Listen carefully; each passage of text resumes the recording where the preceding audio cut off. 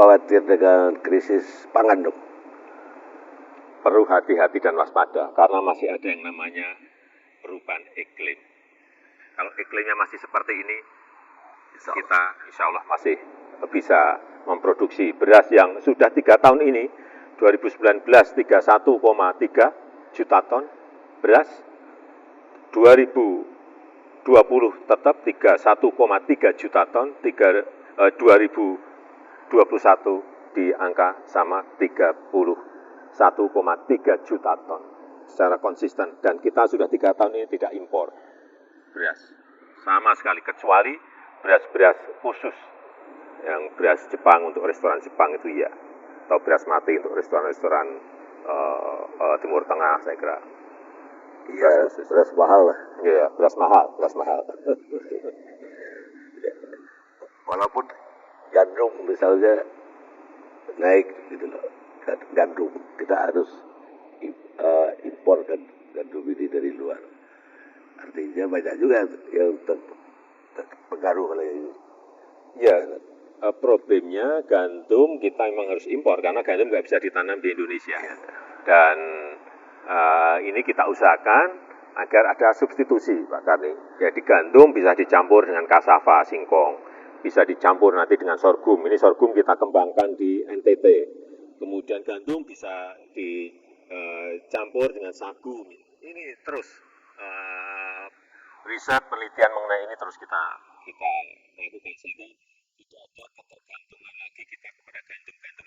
Tapi juga ini merupakan proses panjang yang harus kita lewati. Ya Pak, tapi ada masyarakat yang khawatir juga Bu dengan apa ya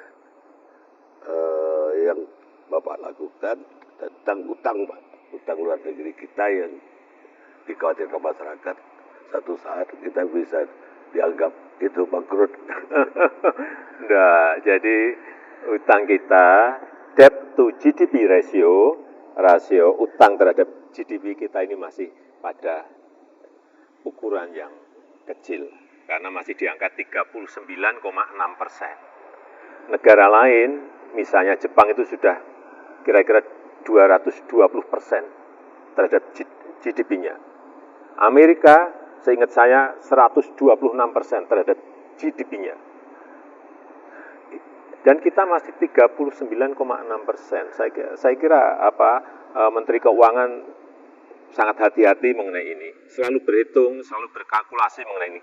Dan yang paling penting, pinjaman itu digunakan untuk hal-hal yang produktif, yang memberikan return, memberikan income terhadap negara.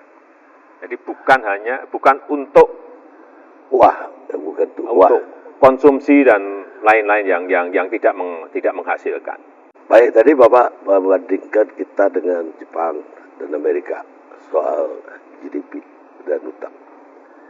Tapi ada yang bilang begini Pak, di Jepang itu utangnya lebih banyak kepada dalam negeri. Dia katanya kalau Amerika kamu cetak sendiri dolar, semua orang pegang dolar Amerika gitu. Ini argumen orang yang enggak, kalau kita ya 7 tahun yang lalu SBN kita memang 40% itu dikuasai oleh asing. Hari ini SBN kita hanya 15% dipegang oleh asing. Sehingga kalau ada guncangan-guncangan tidak berpengaruh terhadap currency, terhadap nilai tukar, karena 15% yang dipegang oleh asing. Dulu 40% SBN kita dipegang oleh asing. Ini bedanya. Jadi jauh lebih aman lah. Iya, betul. Artinya yang megang sekarang siapa? BI dan bank-bank di dalam negeri. Terutama Pak pemerintah. Iya. Baik Pak, kita beranjak Pak ke politik. Menurut Bapak perkembangan demokrasi kita gimana? Ya baik. Dan memang yang harus kita terus perbaiki adalah demokrasi kita yang harus menuju kepada sebuah demokrasi gagasan, demokrasi ide. Artinya yang disampaikan itu adalah gagasan-gagasan, yang disampaikan itu adalah ide-ide. Dan kita ingat, 5 kali pemilu, alhamdulillah semuanya bisa dilakukan dilalui dengan aman, dengan damai, dan juga demokrasi kita sudah masuk ke pilkada, sudah masuk ke pilpres, semakin meriah dan semakin banyak partisipasi masyarakat yang terlibat. Oleh sebab itu kalau nanti masuk kepada demokrasi gagasan, demokrasi ide, ini kualitas demokrasi kita akan lebih baik dan kita ingin mendorong ke sana, bukan lagi kampanye yang mengedepankan politik identitas, ada kampanye sampai gontok-gontokan. Lebih ke kampanye, menurut saya nanti kampanye ide dan kampanye gagasan. Itu yang kita harapkan ke depan, semakin ke sana semakin baik. Tapi masih banyak publik, terutama juga dari survei, yang menganggap bahwa kebebasan berbicara masih kurang di kita. Kebebasan apa yang masih kurang? Orang memaki-maki presiden, orang menghina presiden, orang mengejek presiden, orang mencemooh presiden juga tiap hari kita dengar. Bisa dibaca tiap hari. Orang mendungu-dungukan presiden juga tiap hari kita dengar, kita lihat. Biasa aja, mau seperti apa lagi seperti yang kita inginkan. Demokrasi yang sangat liberal sekali menurut saya kita ini, meskipun kita ini orang timur yang penuh dengan kesantunan, yang penuh dengan etika dan tata krama yang baik, tapi sekarang kita sudah menurut saya sudah sangat liberal sekali. Apa Pak Karni nggak melihat? Ya, saya perlu dapat dari Bapak sendiri. Ya, tapi kalau sudah masuk ke misalnya menghina orang, kemudian orangnya itu marah dan melaporkan kepada polisi, lah itu sudah wilayah yang lain. Sudah wilayah hukum itu yang bekerja. Kan orang boleh juga kan menyampaikan Jokowi mundur kan juga boleh. Ganti presiden juga boleh, iya kan? Masa orang mau wacanakan seperti itu nggak boleh? Ini katanya demokrasi. Ya, keadaan ekonomi global memang tidak berada pada keadaan yang baik-baik saja. Memang ya. Dan dari IMF, dari World Bank malah menyampaikan bahwa akan ada 60 negara yang akan kolaps, ambruk ekonominya. Ini juga ya menyebabkan kengerian hampir semua negara. Yang dimulai dari krisis kesehatan karena COVID, kemudian masuk ke krisis energi, masuk lagi ke krisis pangan, masuk lagi ke krisis keuangan. Ini betul-betul multidimensional masalah, multidimensional krisis yang semua negara menghadapi. Dan kita alhamdulillah dimulai dari pandemi COVID yang kita bisa mengelola, menyelesaikannya dengan baik. Kita termasuk yang terbaik di dunia dalam mengelola COVID. Dan untung juga saat itu kita tidak melakukan lockdown.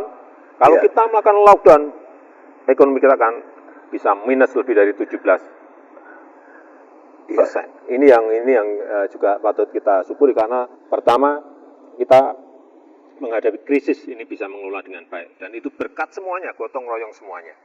Yang kedua, yang berkaitan dengan krisis ekonomi, kita lihat bahwa negara-negara lain inflasi sudah sampai ke 9%, bahkan ada yang sudah sampai 70%. Ini mengerikan sekali. Negara besar lagi. Iya, negara-negara besar lagi. Dan harga pangan naik 30%, naik 40%. Harga energi juga naik 2 kali lipat, lebih di semua negara hampir. Dan kita masih, alhamdulillah, patut kita syukuri, kita masih bisa mempertahankan harga pangan kita relatif masih sama. Kemudian harga BBM juga masih bisa kita pertahankan relatif sama, meskipun dengan subsidi yang sangat besar sekali, 502 triliun. Gede sekali subsidi kita untuk subsidi dan kompensasi untuk BBM, baik itu listrik, kemudian Pertalite, Pertamax, kemudian gas, memakan subsidi yang gede sekali. Tapi kita masih mampu memberikan itu. Kita juga tahu ketahanan kita ini sampai kapan untuk mempertahankan harga energi. Kemudian yang terakhir baru saja diumumkan mengenai growth, pertumbuhan ekonomi kita masih di angka 5,44%. Ini kalau di G20 ini paling tinggi, karena yang lain-lain 3, 2, 1. Saya kira ini juga patut kita syukuri. inflasi juga masih terkendali di angka 4,9. Ini juga patut kita syukuri. Kita harus bersyukur karena kita masih mampu mengendalikan. Dan untuk indikator ekonomi Indonesia ini kalau dihitung dibandingkan dengan negara-negara yang lain, ini kemungkinan resesinya hanya 3%. Yang lain sudah di atas 40, bahkan ada yang sudah di atas 70. Kita masih di angka 3%. Inilah yang terus saya ingatkan kepada menteri, kepada pemerintah daerah, agar kita semuanya bersama-sama mengelola situasi ini. Jangan sampai kita terimbas dengan sangat oleh ekonomi global yang sedang tidak baik-baik saja. Kemudian juga perlu saya sampaikan juga mengenai neraca perdagangan kita yang sudah surplus dalam 26 bulan yang lalu. Setiap bulan surplus, sudah 26 bulan ini kita surplus terus. Nggak pernah kita minus capai seperti ini. Sebelumnya biasa defisit minus dan angkanya tidak kecil. Jadi di semester 1 2022 ini surplus kita mencapai 24,9 miliar US dollar. Itu kalau dirupiahkan mungkin 360 triliun surplus. Hal-hal seperti ini yang rakyat harus tahu dan kita semuanya mensyukuri. Ya, juga saya dengar hari ini Bapak dapat penghargaan sebagai negara swasembada beras. Iya, baru saja tadi ya, pagi tadi dari International Rice Research Institute dan juga dihadiri oleh FAO tadi, kita mendapatkan sebuah sertifikat yang menyatakan bahwa Indonesia mempunyai ketahanan pangan yang baik dan sudah swasembada. Ini juga patut kita syukuri. Karena meskipun kena pandemi 2,5 tahun lebih, nggak ada lockdown di daerah-daerah, sehingga petani juga tetap menanam dan hasilnya kita bisa swasembada. Itu juga berkat pembangunan bendungan yang banyak, pembangunan embung yang banyak, pembangunan saluran irigasi yang kita lakukan. Pak Karni bisa lihat sampai hari ini bendungan besar yang telah kita bangun 29